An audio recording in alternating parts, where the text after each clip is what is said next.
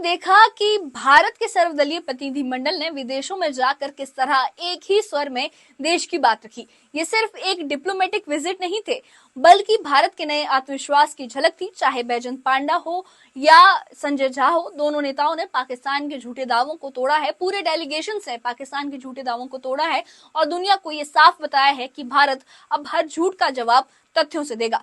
भारत ने ये दिखा दिया कि अब वो सिर्फ सुनने वाला देश नहीं रहा, अब वो बोलता भी है और दुनिया उसे सुनती भी है।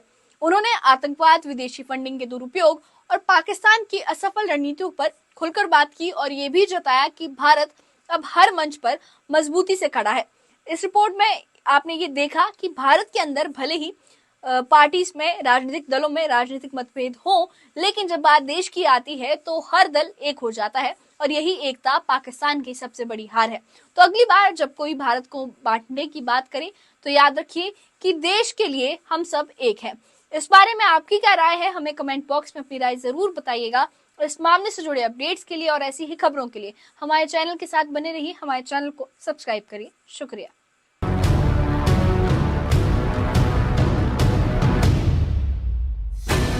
पहलगाम में हुए आतंकी हमले के जवाब में ऑपरेशन सिंदूर के साथ भारत ने सिर्फ सैन्य कार्रवाई नहीं, कूटनीतिक मोर्चे पर भी अपनी रणनीति तेज कर दी। देश के 7 सर्वदलीय प्रतिनिधिमंडल विदेश रवाना हुए एक मिशन के साथ पाकिस्तान की हकीकत को दुनिया के सामने लाना। इन नेताओं ने अलग अलग देशों में जाकर भारत का पक्ष मजबूती से रखा, आतंक के खिलाफ भारत की नीति स्पष्ट की और पाकिस्तान के झूठ को उजागर किया। अब जब ये प्रतिनिधिमंडल स्वदेश लौटे हैं तो सामने आई है एक बड़ी तस्वीर। भारत ने दुनिया को बताया है कि वो अब सिर्फ चुप नहीं बैठेगा, बल्कि आतंक और झूठ का हर मंच पर मुंह तोड़ जवाब देगा। उसमें आप लोग सफल हुए हैं, जो ये मकसद था कि पाकिस्तान को दुनिया के पटल पर एक्सपोज करना है। हमने भारत का पक्ष रखा। हमने कहा कि Pakistan has been peddling lies, Pakistan has been creating false propaganda during and after operation Sindoor. तो कहीं न कहीं इस वार्ता को सही करना है और यही हमारा लक्ष्य है, ये हमारा मैंडेट है। जो सच बात है, जो सत्य है, उसे सबके समक्ष उपस्थापित करने हम गए थे। हमने जीरो टॉलरेंस फॉर टेररिज्म की बात कही। भारत के पक्ष को मजबूती से उन्हें समझाने में कामयाब रहे। क्या वो देश अब हमारे साथ हैं? सभी देश। हमारा ये डेलीगेशन में 5 दलों को प्रतिनिधियों था।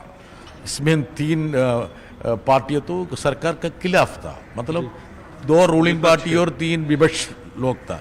लेकिन हम तो जोड़ के हमारा ये देश का तो ये पॉलिसी हम रखा है। हम तो ये पीस मांगते हैं, हमको लड़ाई नहीं चाहिए, हमको वार नहीं चाहिए। भारत के 2 सर्वदलीय प्रतिनिधिमंडल हाल ही में विदेश यात्रा से लौट गए हैं। एक प्रतिनिधिमंडल का नेतृत्व बीजेपी सांसद बैजंत जय पांडा ने किया, जबकि दूसरे का नेतृत्व जेडीयू नेता संजय झा ने किया। इन दोनों मिशनों का उद्देश्य एक ही था, पाकिस्तान की आतंक परस्त नीतियों को बेनकाब करना और वैश्विक स्तर पर भारत का पक्ष मजबूती से रखना। पहलगाम आतंकी हमले के बाद भारत ने ये साफ कर दिया कि अब खामोशी नहीं, कूटनीतिक जवाब दिया जाएगा। बीजेपी सांसद बैजंत जय पांडा ने बहरीन, कुवैत, सऊदी अरब और अल्जीरिया का दौरा किया। न्यूज 18 से बातचीत में उन्होंने बताया कि विदेशों में भारत की विदेश नीति और राष्ट्रीय एकता को लेकर 99.9% लोग सहमत नजर आए। उन्होंने राहुल गांधी के बयानों को भी निराशाजनक बताया और कहा कि जो लोग प्रधानमंत्री मोदी की वैश्विक प्रतिष्ठा पर सवाल उठाते हैं, वो केवल अपनी राजनीतिक रोटियां सेकना चाहते हैं। पांडा ने ये भी कहा कि जब देश की छवि की बात हो तो राजनीतिक मतभेदों को पीछे छोड़ना चाहिए। सभी, मैंने जैसे कहा, भारतीय होने के नाते गए थे और ये इसमें कांग्रेस के भी सदस्य शामिल थे, अन्य विपक्ष दल के भी सदस्य शामिल थे और हमारे शासक दल के भी सदस्य शामिल थे। मैं ये कहना चाहूँगा कि जो कोई 2-4 राजनीतिक व्यक्तित्व इसको उल्टा तरफ से दिखाना चाहते हैं, वो शायद उनका अपना फ्रस्ट्रेशन हो सकता है। मैं उसमें जाना नहीं चाहूँगा, क्योंकि पूरा न केवल हमारी देश, हम जहाँ जहाँ गए वो सब उनको स्पष्ट रूप से महसूस हुआ ये एकता। और उसके खिलाफ जो लोग कुछ अपने राजनीतिक हित में कुछ उठाना चाहते हैं विषय, मैं उस पर जाना नहीं चाहूँगा। दूसरी ओर जेडीयू नेता संजय झा इंडोनेशिया, मलेशिया और दक्षिण कोरिया गए। न्यूज 18 से बातचीत में उन्होंने कहा कि भारत अब आतंक को बर्दाश्त नहीं करेगा और जरूरत पड़ी तो पाकिस्तान के अंदर घुसकर कार्रवाई करने से भी पीछे नहीं हटेगा। उन्होंने ये साफ कहा कि हमने दुनिया को साफ दिखाया कि भारत अब आतंकवाद के खिलाफ गंभीर है और पाकिस्तान अब किसी न्यूक्लियर ब्लैकमेल के भरोसे खुद को नहीं बचा सकता। इंडिया अब टेररिज्म बर्दाश्त नहीं करेगा और ये भी समझ में आ गया कि पूरा देश इस मुद्दा पर एक है, क्योंकि हर एक पार्टी के लोग थे, हर एक क्षेत्र से आते थे, तो ये इस चीज़ को बहुत अप्रिशिएट की। दूसरा, जो घटना हुई उस घटना को वो लोग पूरा सिंपैथाइज करते थे कि 26 लोगों को जिस तरह से कोल्ड ब्लडेड मर्डर किया गया, ये नॉर्मल आदमी नहीं कर सकता जी। कोई डी रेडिकलाइज फैनेटिक जिसको ट्रेंड ही उसी तरीके से किया जाए कि धर्म के नाम पे सेग्रीगेट करो, उसको बोलो कि कलमा पढ़ो, उसको और तरीका करो। संजय झा ने दावा किया कि ऑपरेशन सिंदूर के बाद पाकिस्तान खुद भारत से सीजफायर की अपील करने लगा। उन्होंने बताया कि पाकिस्तान के डीजीएमओ ने भारत से सीजफायर की गुजारिश की, जिससे साफ है कि पाकिस्तान पर दबाव बना है। भारत ने ये प्रस्ताव मानकर दिखाया कि हम जवाब भी सोच समझकर और रणनीतिक तरीके से देते हैं।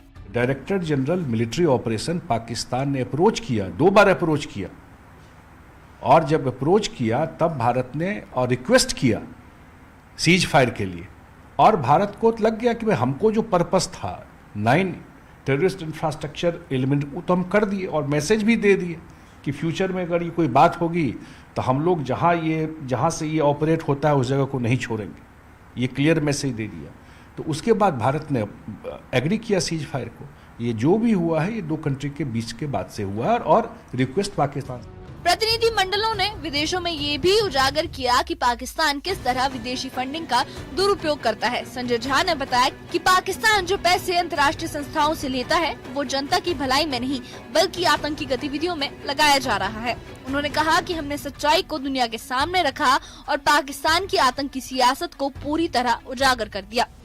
कंट्री को एक तरफ मत देखिए, ये विशाल और प्रोग्रेसिव कंट्री है, 4th लार्जेस्ट इकोनॉमी है दुनिया का। उसके पास क्या है इसके टेररिज्म के अलावा? ये तो जहाँ जा करके वही सबसे पैसा वैसा मांग करके अपना चला रहा है। ये सब भी हम लोग बोले और उसको भी रखिए, वो पैसा को थोड़े अपने जनता के मदद के लिए कोई काम कर रहा है, वो सब डिफेंस और सब पैसा का ये कर रहा है।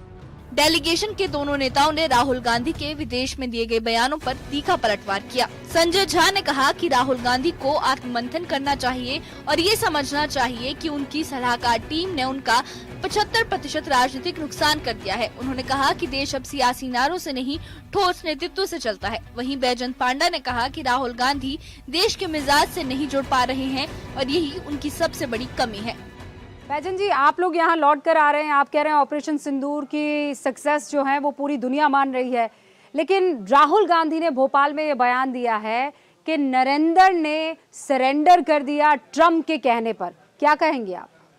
ये अपनी अपनी राजनीतिक उद्देश्य के लिए ऐसा कोई इस पर शक उठाना चाहता है तो मैं इस पर बिल्कुल बहस में नहीं आऊँगा। बात बिहार चुनाव की भी हुई। संजय झा ने कहा कि बिहार की जनता नीतीश कुमार के नेतृत्व वाली डबल इंजन सरकार को पसंद करती है और अगले चुनाव में एनडीए को ही समर्थन देगी। उन्होंने विपक्ष पर तंज कसते हुए कहा कि सिर्फ मंच साझा करने से गठबंधन नहीं बनता, नीति और नियत भी देखी जाती है। जनता सब देखती है और हर चुनाव में जवाब देती है। एनडीए का को लेकर के कोई दिक्कत नहीं है। जो विपक्ष के लोग हैं उनकी रियलिटी पब्लिक पहले से जानती है और बार बार रिजल्ट में ये दिखा रही है, हर एक रिजल्ट में ये दिखा रही है। ये बता दूं 2005 से हम लोग देख रहे हैं, हर एक रिजल्ट में वो चित होता है। इसलिए 25 में नीतीश जी के नेतृत्व में ही चुनाव हम लोग जीते। ऑपरेशन सिंदूर के बाद भारत की कूटनीति को अंतर्राष्ट्रीय समर्थन मिला। इजराइल, जापान और अमेरिका जैसे देशों ने भारत के रुख की सराहना की और पाकिस्तान की आलोचना की। डेलीगेशन मिशन ने साफ कर दिया कि भारत अब सिर्फ सीमा पर ही नहीं वैश्विक मंचों पर भी अपनी लड़ाई मजबूती से लड़ रहा है। और सबसे बड़ी बात, जब देश की बात हो तो भारत एकजुट होता है और पाकिस्तान अलग थलग।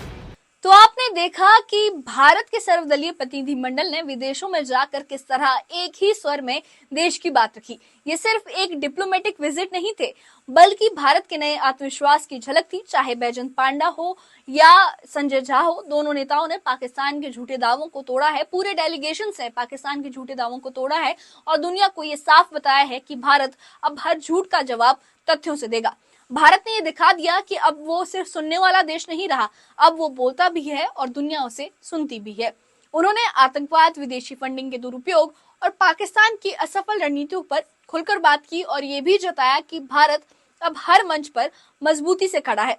इस रिपोर्ट में आपने ये देखा कि भारत के अंदर भले ही पार्टीज में, राजनीतिक दलों में राजनीतिक मतभेद हो, लेकिन जब बात देश की आती है तो हर दल एक हो जाता है और यही एकता पाकिस्तान की सबसे बड़ी हार है। तो अगली बार जब कोई भारत को बांटने की बात करे तो याद रखिए कि देश के लिए हम सब एक हैं। इस बारे में आपकी क्या राय है, हमें कमेंट बॉक्स में अपनी राय जरूर बताइएगा। इस मामले से जुड़े अपडेट्स के लिए और ऐसी ही खबरों के लिए हमारे चैनल के साथ बने रहिए। हमारे चैनल को सब्सक्राइब करिए। शुक्रिया।